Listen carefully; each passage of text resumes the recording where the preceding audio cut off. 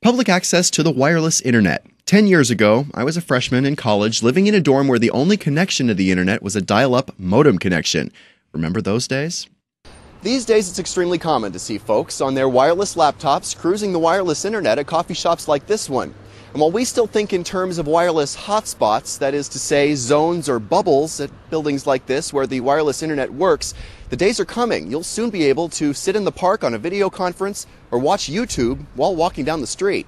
That brings us to the topic of public wireless internet, commonly known as Wi-Fi. Today, the likelihood is those folks with laptops on the commuter train or in the park are either not online or connected via a special modem at the cell phone company, and they're paying for it. But local governments, private enterprise, and even some transit systems like Caltrain have got plans for Wi-Fi programs, publicly accessible and in many cases even free. The idea is to get the internet to folks that otherwise couldn't afford it. In San Mateo County, the agency that regulates this sort of thing is called SAMCAT. It's the San Mateo County Telecommunications Authority. Cities in Silicon Valley were getting besieged by different companies wanting to put in these systems at little or no cost to the city.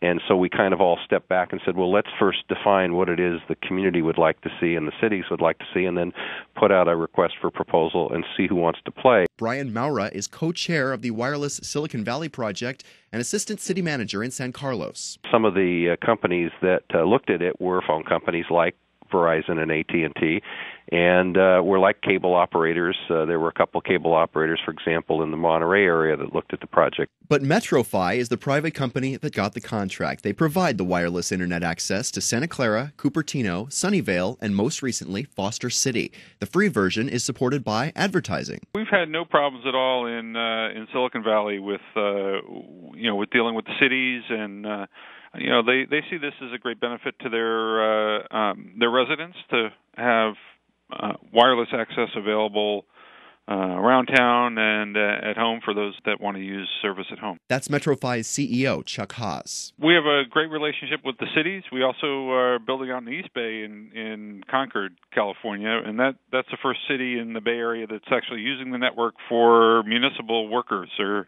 replacing cell phones with low-cost Wi-Fi. That's right, replacing the cell phones issued to city workers with easy-to-use, low-cost Wi-Fi. And it goes even further, involving traffic signals. Traffic signal control and cameras so that they can improve the flow of traffic. It's not in the vehicles. It's actually cameras and sensors at 350 traffic signals throughout the city. That service is available down in Riverside. So look at this. Cooperation between various city and county departments, lawmakers, regulators, and private companies, too. The end result is becoming an operational bubble around numerous cities in Santa Clara and San Mateo counties. Where Wi-Fi isn't working yet, cooperative efforts are going forward to get it going. But then, I and my laptop traveled up the peninsula to San Francisco, where my Wi-Fi detector goes blank and city officials can't even agree on the musical key in which to sing Kumbaya. This building at the intersection of Front and Pine Streets in San Francisco, just south of the Embarcadero, is in fact 100 Pine Street. It's the headquarters of Earthlink. No one from this building would speak to me about San Francisco wireless internet. In fact, only one person from Earthlink even picked up their phone when I called, and he, Dan Greenfield, hung up on me. The other place that wouldn't speak to us about wireless internet was San Francisco City Hall. We applied for interviews with Mayor Gavin Newsom. They never called us back. We also asked to speak to folks from the DTIS, that's the Department of Telecommunications Services.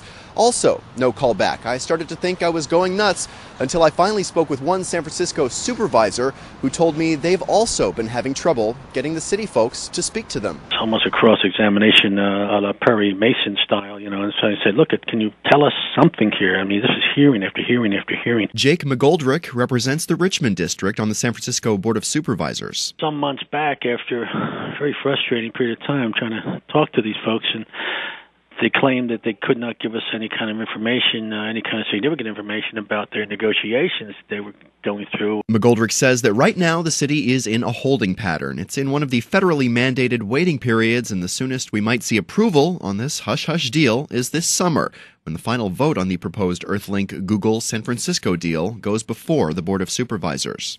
It's a fairly slow system that isn't necessarily free and universal. Well, it's not terribly universal because it's not going to penetrate terribly well.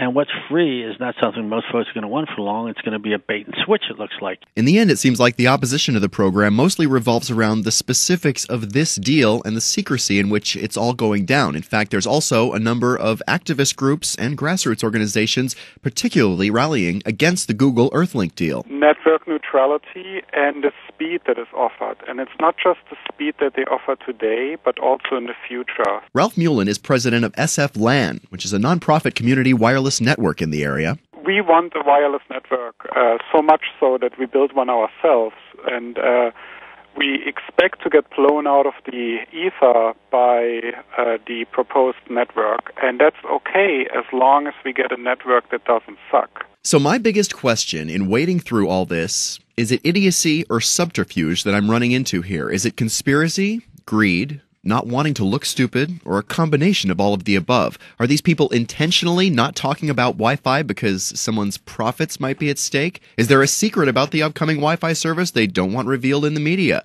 It was suggested Mayor Newsom might actually jump at the chance to talk about something other than free Muni rides, alcoholism, or inter-office sex scandals.